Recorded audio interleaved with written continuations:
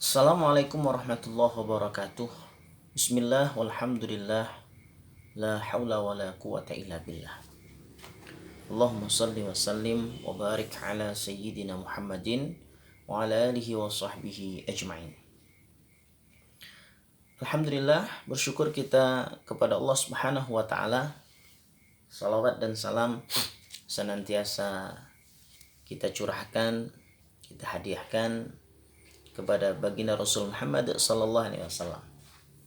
Mudah-mudahan kecintaan kita kepada beliau semakin membuat semangat dalam hal taat, menjauhi maksiat, dan dengan terus mempelajari Tibun Nabawi, hidup pun akan senantiasa sehat walafiat.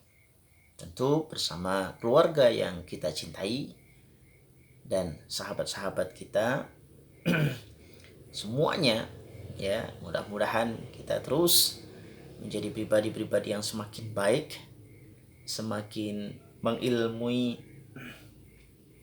apa yang Allah Subhanahu wa taala jabarkan, baik itu di dalam Al-Qur'an maupun berkaitan dengan alam semesta, termasuk tubuh kita secara unik, secara luar biasa ini. Jadi tubuh kita ini pun juga harus kita pelajari. Subhanallah. Baik sahabat semua yang dirahmati Allah, kita tidak pernah bosan untuk membicarakan mengenai hidup sehat dan begitu luar biasanya, tabarakalladzi biyadihil mulku wa huwa ala kulli syai'in qadir, tentang kebesaran Allah Subhanahu wa taala di dalam tubuh kita ini. Nah, ada seorang dokter ahli, ya, yang asalnya dari Jepang, yang mengatakan bahwa hakikatnya di dalam tubuh kita ini ada kuman-kuman, ada bakteri-bakteri, dan itu diklasifikasikan menjadi 3. Jadi ada kuman atau bakteri yang baik, lalu yang netral, yang ketiga yang jahat. Jadi sahabat perlu tahu semua bahwa di tubuh kita ini ada bakteri-bakteria, kuman-kuman yang sifatnya 3. Yang baik, yang netral, lalu yang jahat. Jadi hampir sama lah seperti manusia, ya. Masya Allah. Jadi ada makhluk di mana itu disebut dengan bakteria. Dan ini kita tidak heran, karena memang Allah Subhanahu wa taala juga sudah menyampaikan di dalam Al-Qur'anul Karim, di dalam ayat Al-Qur'an yang kita cintai ini, ya. Sebagaimana kalau kita buka di dalam surat An-Nur di ayat 45, Allah Subhanahu wa taala menyampaikan, wallahu khalaqa kulla dabbatin mimma faminhum may yamshi ala batnih wa minhum may yamshi ala rijlain wa minhum may yamshi ala arba' yakhluqullahu ma yasha innallaha ala kulli syai'in qadir. Allah Subhanahu wa taala menyampaikan, indah sekali, dan Allah menciptakan semua jenis hewan dari air.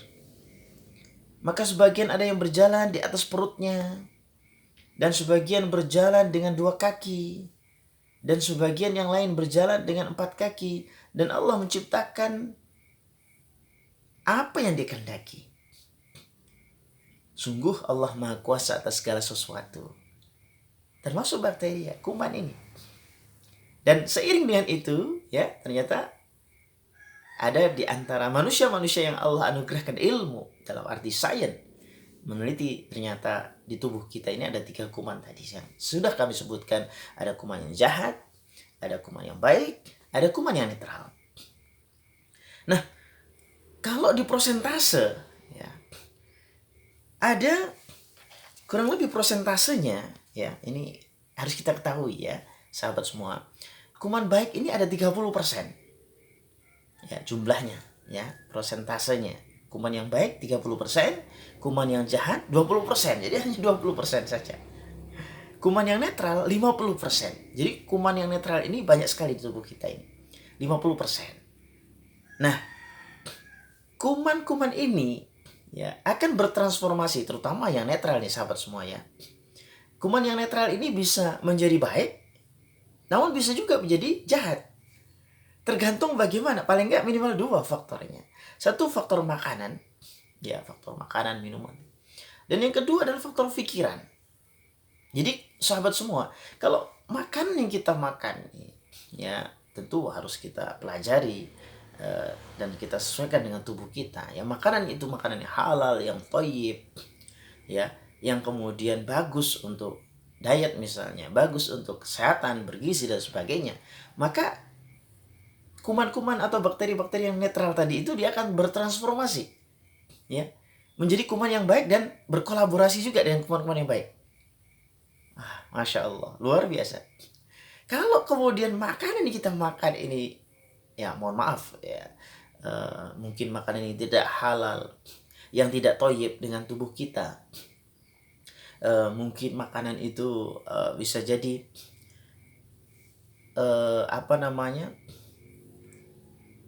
terlalu banyak yang kandungan kimianya, ya, bahan sintetik tidak asli, kemudian penyedap atau pewarna yang kimia dan sebagainya, sehingga ini justru akan menjadikan kuman yang netral tadi itu menjadi kuman jahat, yang itu akan membahayakan tubuh kita tentunya. Subhanallah, ya. Nah, yang kedua, selain faktor makanan ada faktor pikiran.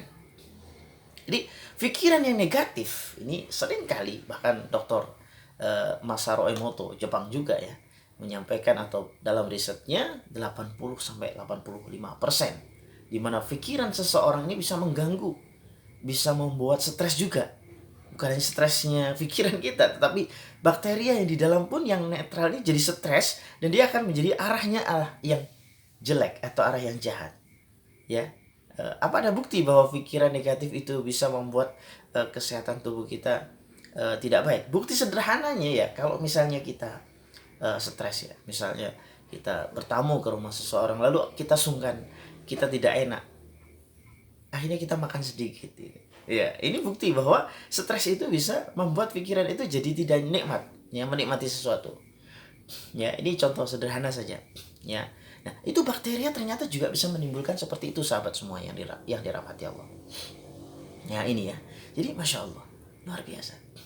Nah, oleh karena itu bagaimana supaya kita bisa memperbanyak kuman-kuman yang baik atau bakteri yang baik, ya, terutama yang netral tadi, supaya bertransformasi menjadi bakteri yang baik, maka ya pikiran harus jaga yang positif, yang baik, ya, husnudzon kepada Allah, berbaik sangka kepada sekitarnya dan sebagainya.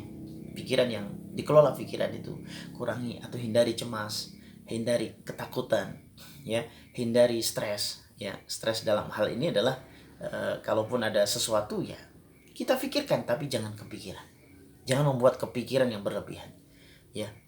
Cemas itu biasanya ada tapi harus kita kelola, takut itu biasanya ada tapi harus kita kelola, jangan sampai menjadi ketakutan, jangan sampai menjadi kecemasan, jangan sampai kemudian apa-apa menjadi sesuatu yang negatif. Ini juga akan mempengaruhi. Kemudian faktor makanan tadi, makanan. Nah, ada juga kalau resep dari Rasulullah itu Masya Allah indah sekali, ya. Rasulullah pernah mengatakan ni'mal udum al-khal. Bahkan beliau mengatakan 2-3 kali di dalam hadis riwayat Imam Muslim. Ni'mal udum al-khal. Sebaik-baik lauk itu adalah cuka. Ya. Nah, ada apa dengan cuka? Nah, ternyata saya pernah mendapati, ya, Dr. Zaidul Akbar, ya. Beliau sangat terkenal juga dalam konsep herbal. Itu satu sendok cuka, ya, cuka biasa itu yang bisa buat yang untuk bakso itu, ya, yang bisa bikin acar gitu. 1 sendok, ya, dicampur dengan 4-5 sendok madu, ya. 4-5 sendok madu. Nanti sahabat semua, sebagaimana pernah kami sampaikan sebelumnya, sendoknya jangan pakai sendok logam, ya, kalau kaitan dengan madu, tetapi silahkan pakai sendok plastik atau melanin. 4-5 sendok, campur dengan air hangat, aduk-aduk sambillah baca Al-Fatihah, ayat kursi, Al-Ikhlas, Al-Falaq, An-Nas, Ruqyah. Ya, tidak harus ditiup, ya, tapi bacakan, dekatkan, karena ini ngaruh, ya. Nah, lalu kemudian minum. Ini ternyata akan menjadi sebuah probiotik, ya. Ternyata ini akan bisa menjadikan kuman yang netral ini, dia akan terbantu untuk cepat menjadi kuman yang baik, ya.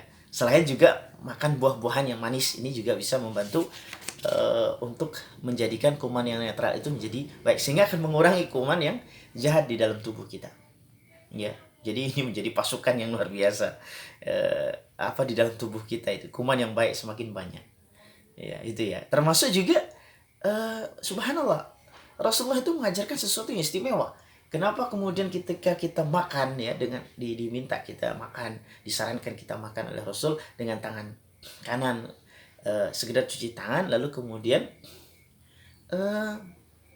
kalau suruh jilati juga gitu, ya, makanan itu, sisa-sisa makanan itu. Dan ternyata, ya, di samping ada hadis yang sahih juga berkenaan dengan hal itu, ya. Idza akala ahadukum ta'aman fala yamsah yadahu hatta yal'aqaha, ya, di dalam muttafaqun alaih, Imam Bukhari dan Muslim. Jadi apabila salah seorang di antara kalian makan, fala yamsah, jangan diusap jarinya kecuali hatta yal'aqaha, sudah menjilatinya, gitu ya. Ini ternyata Masya Allah, ini di tangan kita ini ada lebih dari 150 jenis bakteri, ya. Ya tentu ada yang nggak baik, ya, dan ini bisa dinetralkan dengan air, makanya cuci tangan, ya. Yang baik banyak. Oleh karenanya jangan terlalu sering-sering juga, ya sahabat, ya, menggunakan antiseptik terus gitu, ya, terus-terusan itu. Ini juga akan menjadikan rusak atau mati dari bakteri-bakteri yang baik, kuman-kuman yang baik. Jadi eman gitu. Padahal Allah sudah menciptakan secara alamiah di tubuh kita ini ada bakteri-bakteri yang baik, yang kadang justru kita malah menzaliminya, ya. Ya, tentu dengan makanan yang haram, dengan makanan yang tidak baik, ini juga termasuk menzalimi dari kuman-kuman yang baik.